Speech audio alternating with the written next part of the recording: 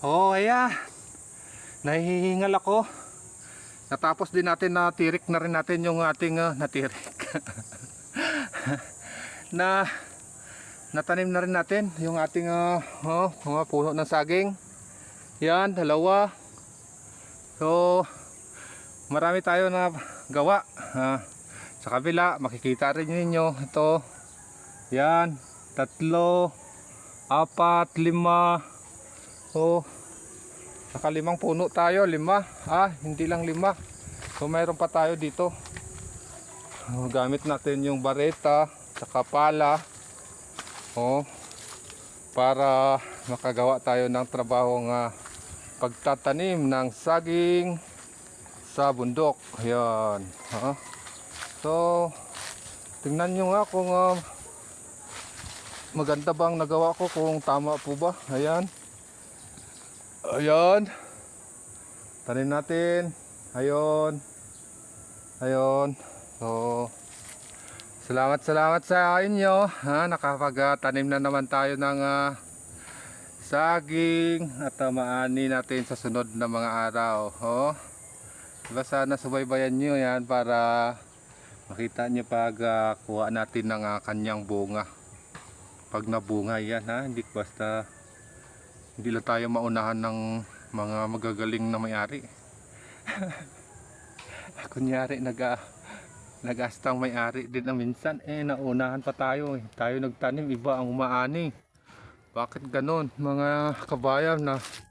Nangyayari po ba rin yan sa inyong mga bayan? Na ikaw ang nagtanim, nauunahan ka pa din ng mga unggoy.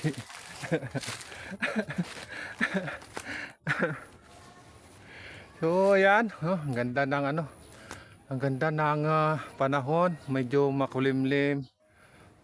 Dito tayo. Kung inyong mapagmamasdan, ito po yung maliit na farm ng ating kaibigan. Shout out dyan sa ating kaibigan.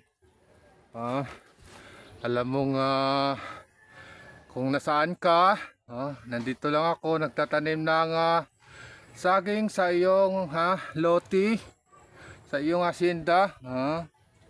At alagaan natin, babatayan natin ng maayos yan. Mag-inom muna tayo ng tubig kasi nauuhaw na yung kalbo. Nauuhaw na yung aking kalbo.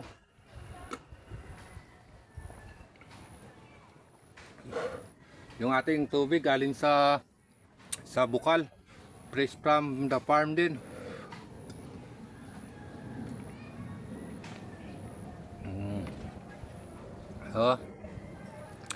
Makikita nyo, di ba, may mga puno ng mga saging. Ayan. Ang gagawin ko kasi, i-arrange ko lang siya, lalagay ko sa gilid para pwedeng pagtaniman ang gitna ng mga kamote, okra, mais, di ba? Para mayroon tayong maani pagdating ng araw. Kasi ngayon dito maganda na yung panahon, may mga ulan-ulan na. Yan, yan.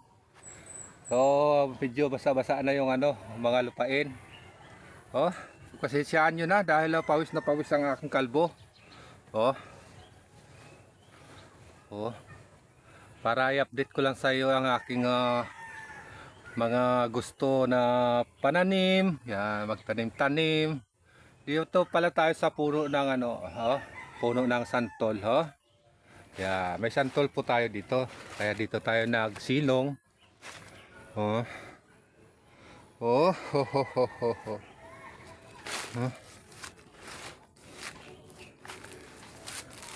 Nahihilo ako. So pahinga-hinga muna tayo. So ganun pa naman pahinga muna ako mga lodi. Maraming salamat sa inyo.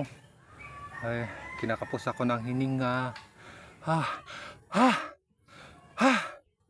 Ay, ganun ba siguro ang pakiramdam pag may edad na, medyo mahina na yung resistensya.